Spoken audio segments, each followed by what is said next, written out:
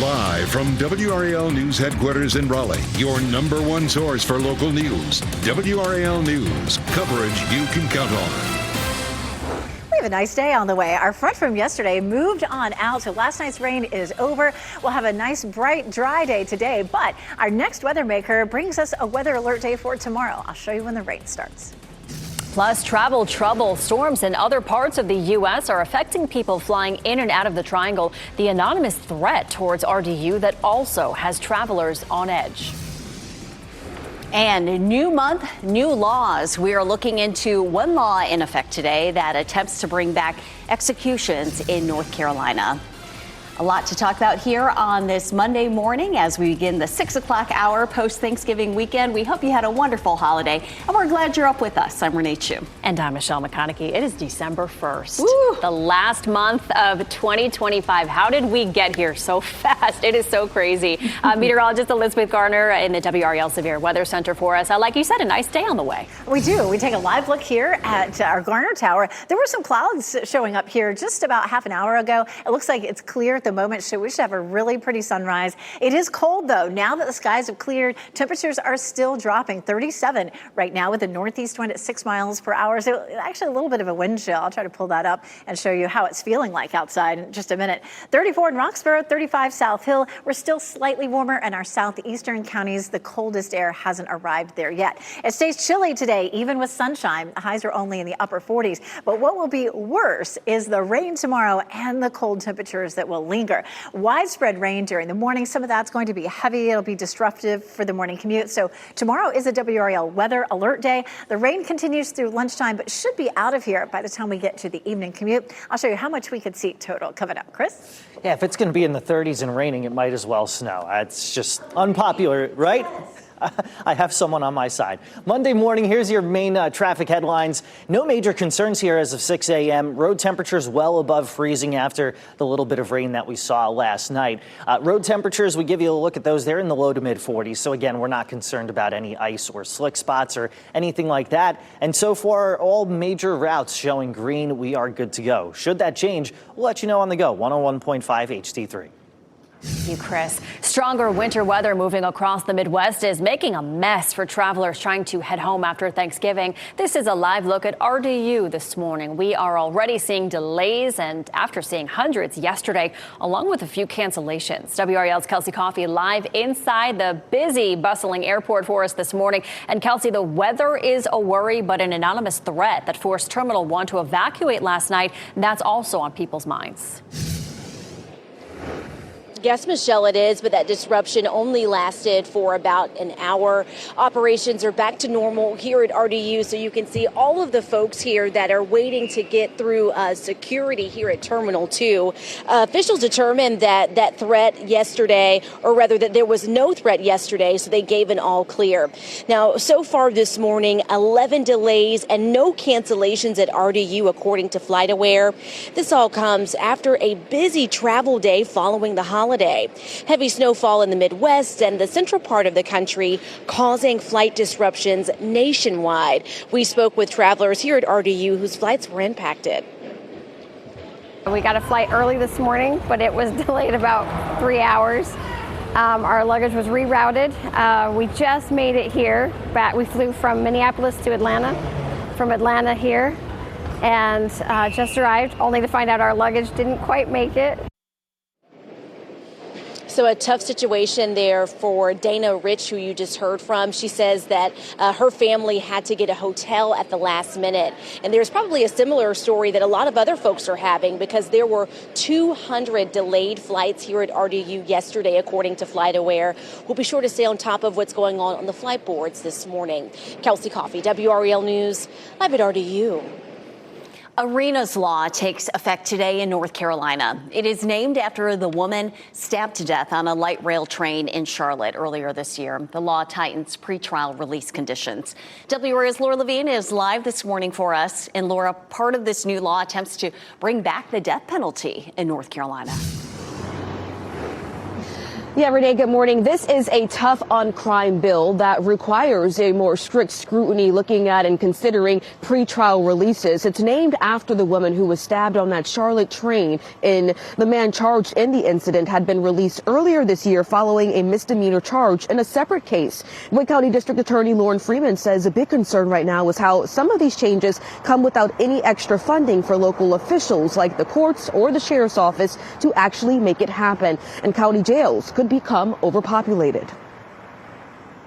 While those people historically have been provided secure bond, I do think we may see an increase, and I think the sheriff's office certainly would be concerned about any increase as a result of not being able to provide electronic house arrest, electronic monitoring to those individuals prior to them being released.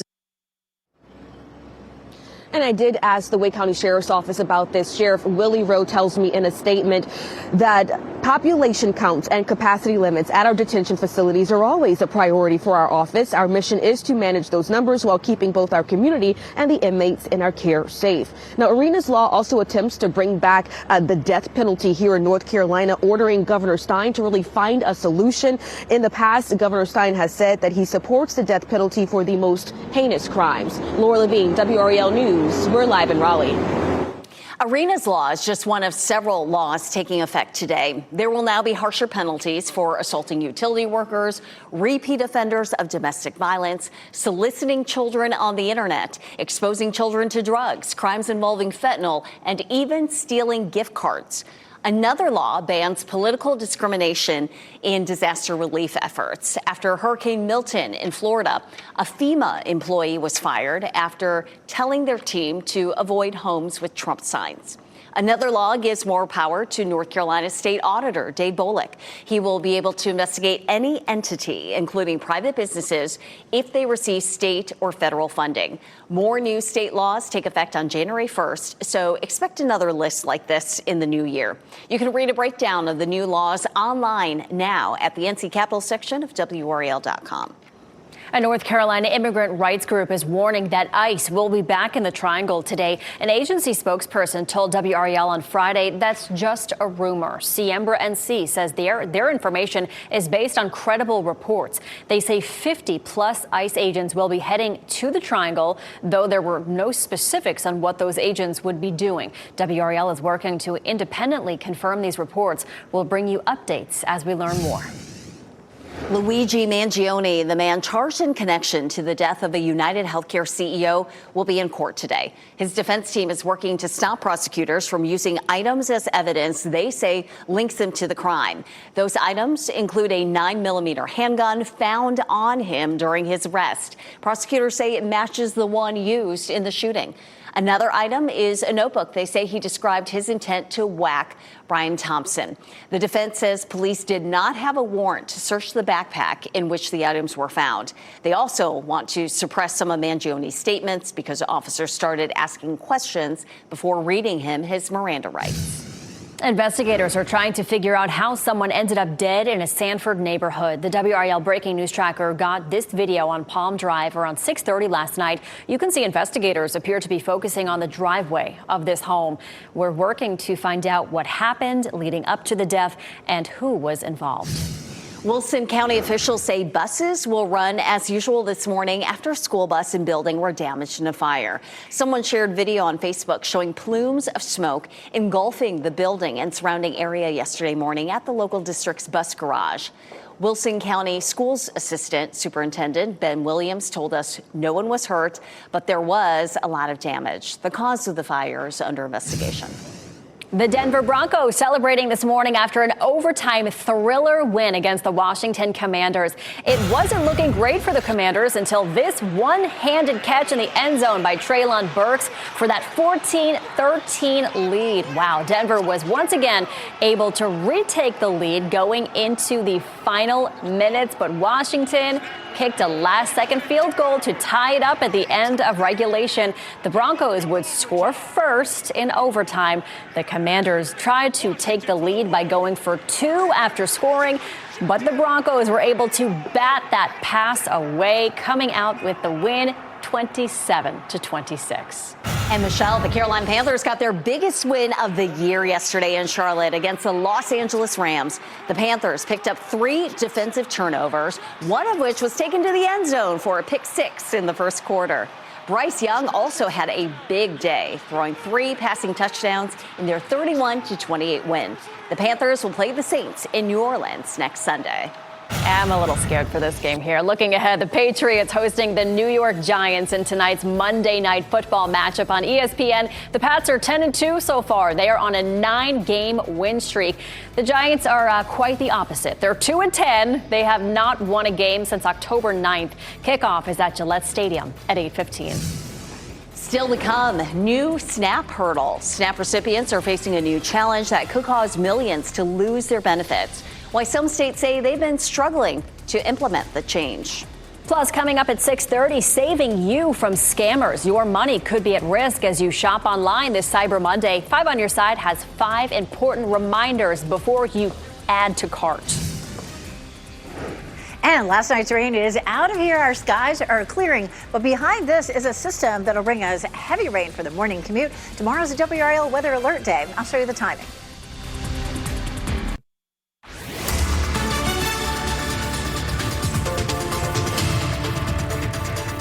6:13, we take a look at what's happening outside right now. Still dark, but we're starting to see a little daylight here in Raleigh. Expect to see partly cloudy to mostly clear skies this morning. It'll be a nice dry day with some sunshine, but it's a cold start. 37 in Durham and Raleigh, 43 degrees in Fayetteville. Just a reminder, you can see those lights there in Durham. Festival of Lights is almost every day up until early January, so you still have at least a month to go by and check that out. At the bus stop this morning, it's cold out there. Temperatures are in the mid to upper 30s to around 40 in some places. And our highs this afternoon will climb into the upper 40s. The rain begins before the morning commute tomorrow. I'll show you the timeline and how much we could see coming up. Chris? And Elizabeth, happening now in the WRAL Traffic Center, keeping an eye on I-40 at Aviation Parkways. There's a lot of flights taking off after the holiday weekend, and things starting to get a little more congested as they usually do this time of morning and this time of year coming out of the weekend. As we look at the roads, though, nothing that's abnormal in terms of delay times or anything like that heading toward the airport. We'll take a broader look at the area and see if there's any other delay times heading into Raleigh or Durham. That's coming up in a few minutes and anytime on 101.5 HD3. All right, thank you, Chris. After a record-breaking Black Friday, new data shows shoppers may break record levels of spending on this Cyber Monday. The online shopping holiday expected to bring in over $14 billion in sales this year. Retailers hoping to bring a new spin to their sales events this year, leaning into artificial intelligence, hoping to make the shopping experience more simple. Some shoppers say they are already using AI, while others are unsure about testing the app. I talk to ChatGPT like they're a human being, and they respond to me the same way. AI does not know my family as well as I do. Adobe says deal on electronics and apparels are set to peak today at 30% and 26% off average listed prices. The Raleigh Police Department has some ways you can prevent theft and fraud this Cyber Monday. Use a secure connection and make sure your computer's firewall is on while shopping online. Make sure the site you're buying from is legitimate. Do not save banking information online. And if you suspect fraud, report it to your bank immediately and call 911.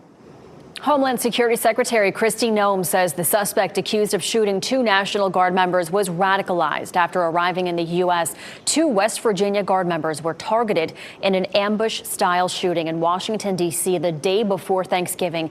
U.S. Army Specialist Sarah Beckstrom was killed in that attack. 24-year-old U.S. Air Force Staff Sergeant Andrew Wolf is still in critical condition this morning. A number of law enforcement officials say the suspect was granted asylum earlier this year under the Trump administration.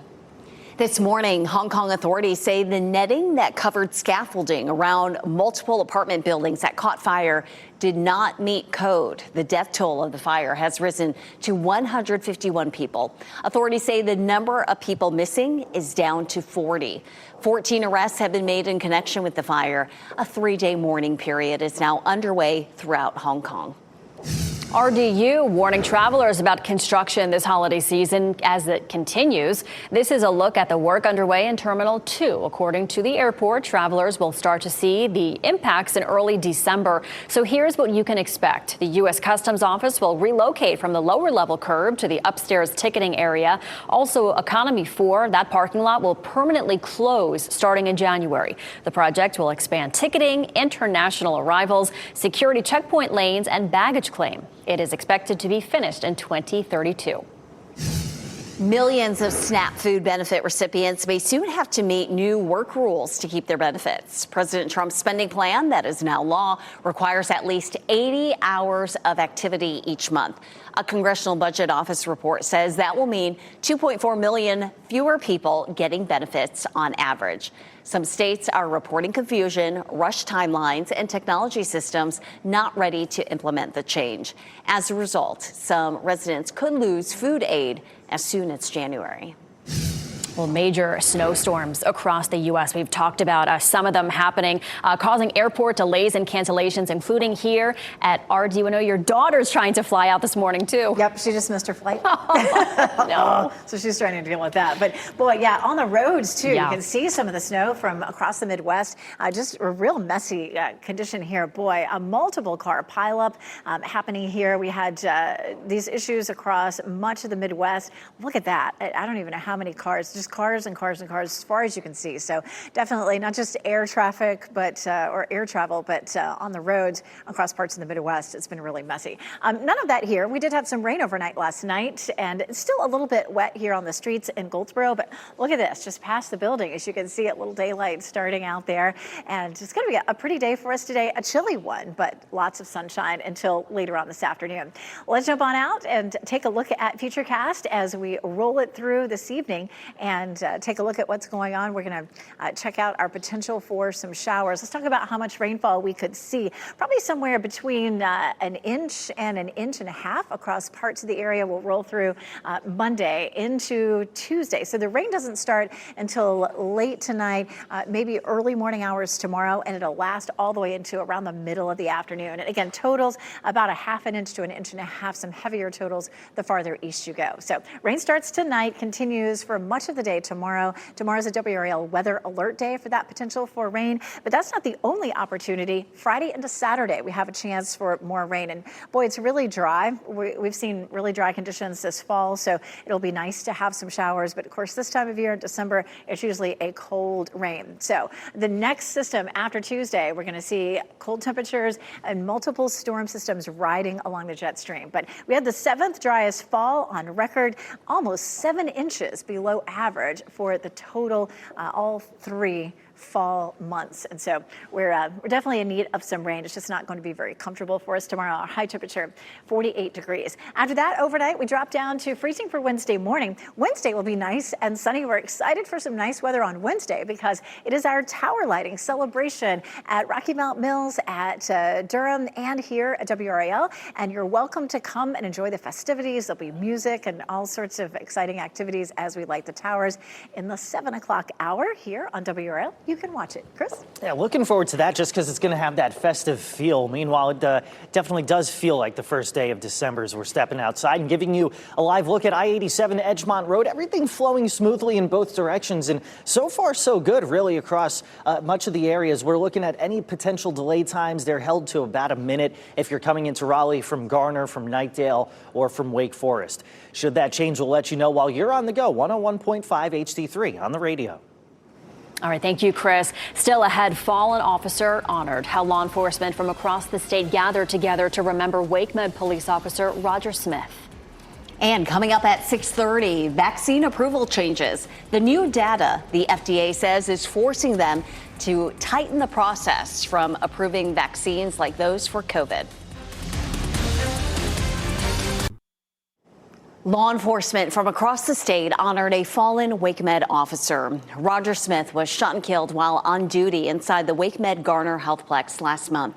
Dozens of people from family, friends, and law enforcement gathered outside the Garner Performing Arts Center yesterday to share support and words of comfort.